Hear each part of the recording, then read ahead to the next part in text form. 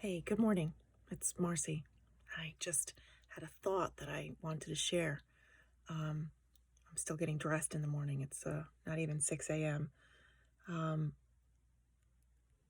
so I was thinking we have these four precocious cats in the house now, and one of them is a little more precocious than the other. And Sammy quite often gets himself into positions where he doesn't quite know what to do with himself. Um, right now, he's climbing up this padded wall I have here in this little makeshift recording studio in my house that also serves as my desk for putting on makeup and all sorts of things.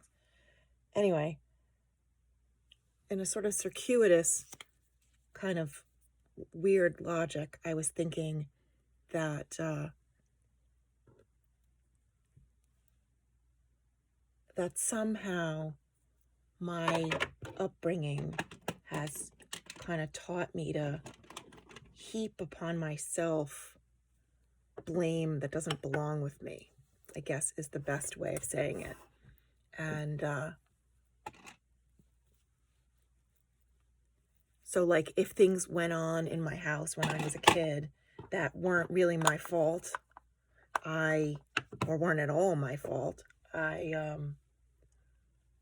just felt bad that somehow I should have been the one to fix it, or I should have been the one to prevent it, or I should have seen it or something, which is kind of ridiculous. I mean, I was a kid, but that transferred into me as a grown-up, and all of my life I have assigned the burden of blame or fixing, or I guess fixing, to myself when other people didn't. So if something went wrong, like let's say I was talking about the cat. So let's say this precocious cat chewed through one of my husband's phone charging wires or something. My first instinct is to feel guilty about that. Like somehow it's my fault, but it's clearly not. It's our cat, and our cat in our house while we're at work does things, whatever.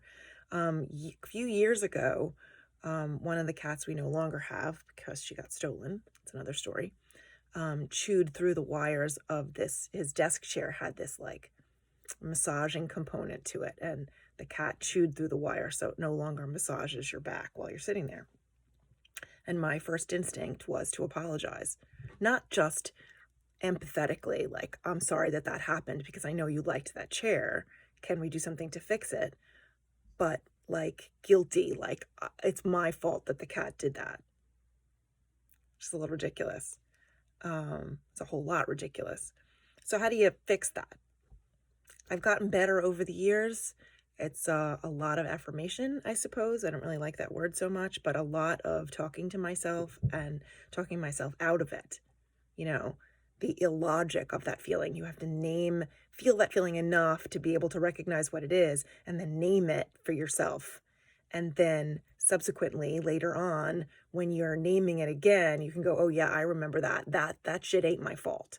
It's not my fault the cat chewed the wire. It's not my fault the cat did whatever. It's not my fault that something happened at your job. It's not my fault that the traffic was bad on your way home. It's not my fault that, whatever the myriad of things are that you heap upon yourself, that we torture ourselves with and think that we can control, because there's really very little we can control, and it's all within our own grasp. It's not anything that is external that belongs to somebody else, whether it's an animal or a person. Anyway, so that's what I was thinking about while I was putting on mascara. I just thought I'd want to share with you.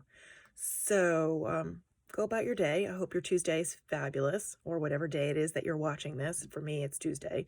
And be well, and be loved, and be kind, and get out of your own way. Give yourself permission to live your dreams.